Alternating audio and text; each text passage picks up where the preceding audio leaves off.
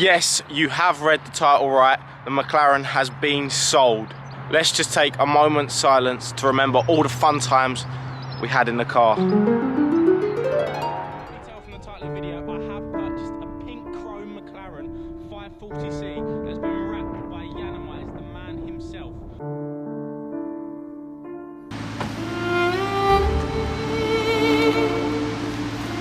Welcome back, guys. It's your book. When I actually bought all the new parts for it, this was one part I didn't be surprised at how much that actually is.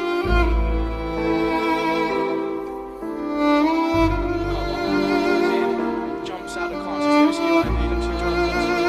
So I gave it to him anyway.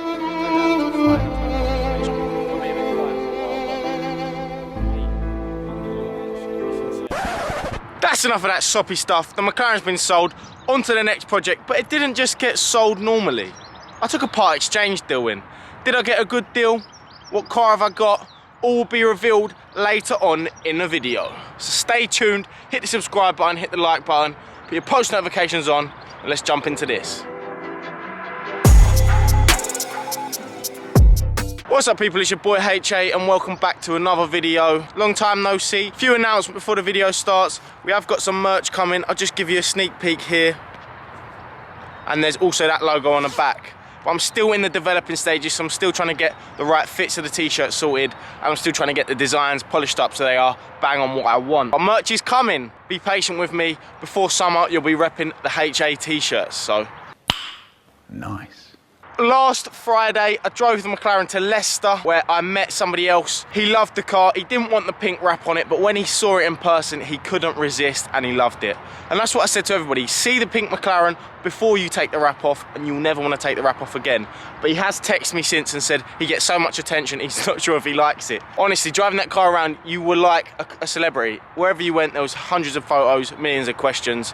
And some people don't like that, some people do like that. I didn't mind it at the start, but it did get a little bit difficult at the end because when you do just want to go out for a little quiet shop, you can't do that. But yeah, the McLaren is gone and the car you've all been waiting to see on the channel. And we've swapped it for a Nissan GTR. I'm going to skip to a montage now so you can see the bad boy, all of the corners, all of the cuts of it. It's a sexy car.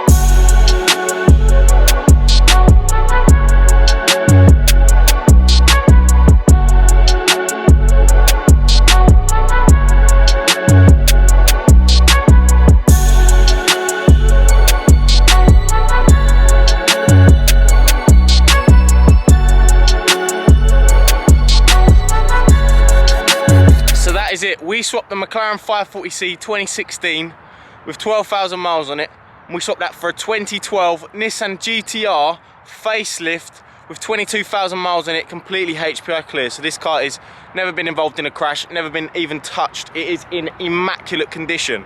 And it is a one of one, basically, low mileage, never mapped, never exhaust, no exhaust changes, no nothing on it. It is completely stock.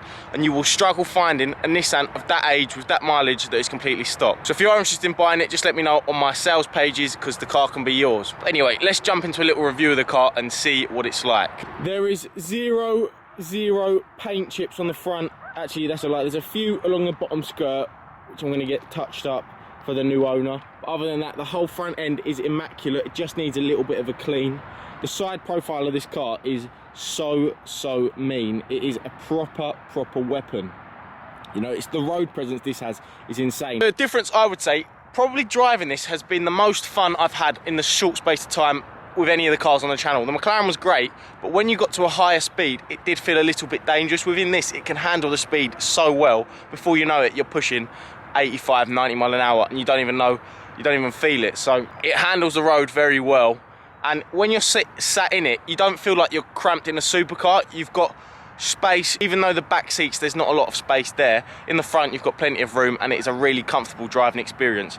And the seating position is fantastic on the road. You can see everything. It's got Bridgestones with the 20-inch standard Nissan wheels. We've got orange calipers, which look fantastic with this colour combination. And then on the back, I think they're the same wheel. I haven't actually looked yet.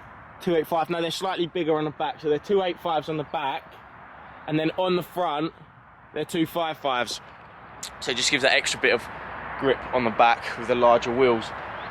It's got a nice design. I would probably, if I was keeping it, black the roof out just to give it that more sleek look. I think that'd make the car better, and I'd black the wing mirrors out, but I'm not going to do any of that because it's car's not mine. I don't plan on keeping it, and I'm going to leave it original for the new owner so they can do exactly what they want with it.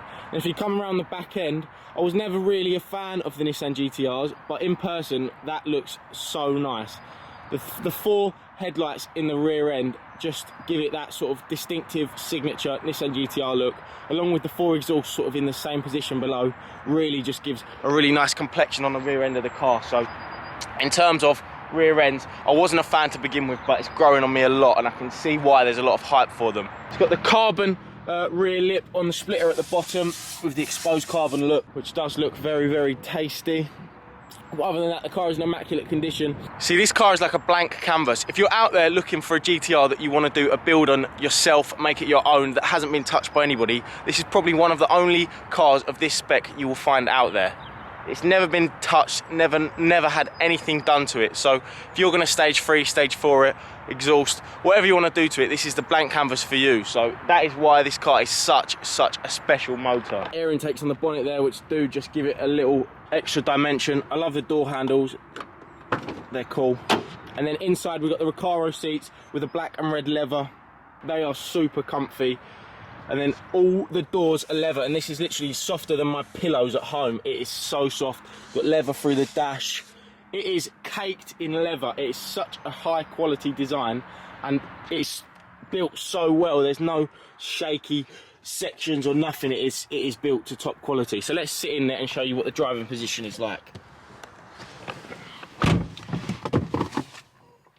For a 2011 car, I can't believe how good the technology is in it. It's got Bluetooth, it's got aux, electric seats, the screen works perfectly with the maps, got all of your controls on the steering wheel for cruise controls, volume and changing the music, etc. One thing I love about this car is the flappy paddles. When you turn the steering wheel, the flappy paddles stay where they are. Within the Mclaren, they spun as well, so it just gives you, you know where the paddles are all the time when you're turning. It just gives you that extra control over the vehicle when you're driving around corners.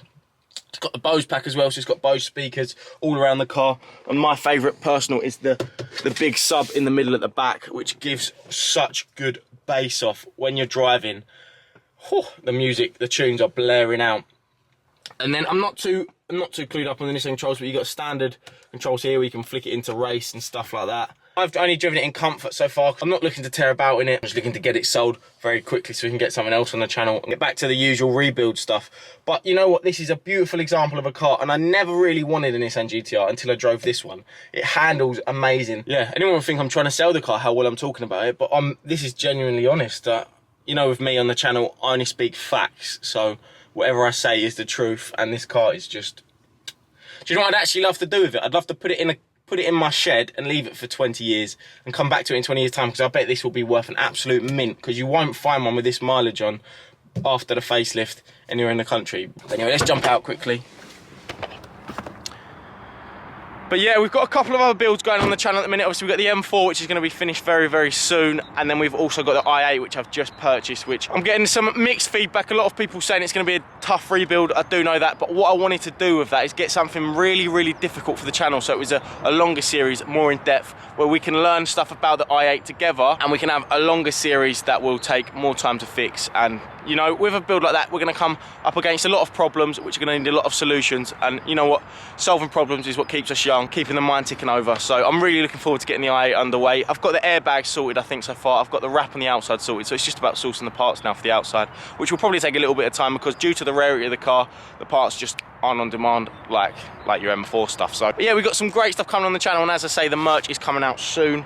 If you like it, comment below. I'm going to answer any questions you guys have, so comment below and I will get answering those questions. But other than that, I'm going to go and park the Nissan GTR back up, get in the yard, and then this afternoon I'm actually going down to Yanamai to drop the Wrap My Banger back, so that video will be out very, very soon too. Oh, and you know what? I nearly forgot to tell you guys the financials behind the deal with the Nissan. Nobody actually knows my profit margin on the Mclaren yet, and you won't find that out until that is sold behind me. But what I can tell you is that I got £24,000 plus the GTR for the Mclaren. So that gives you some idea at the value of the GTR and where my profit margins are at. We'll reveal how much I have actually made on both of these deals once this car is sold. But until then, guys, that's your boy HA. That's another video, and I'll see you guys later.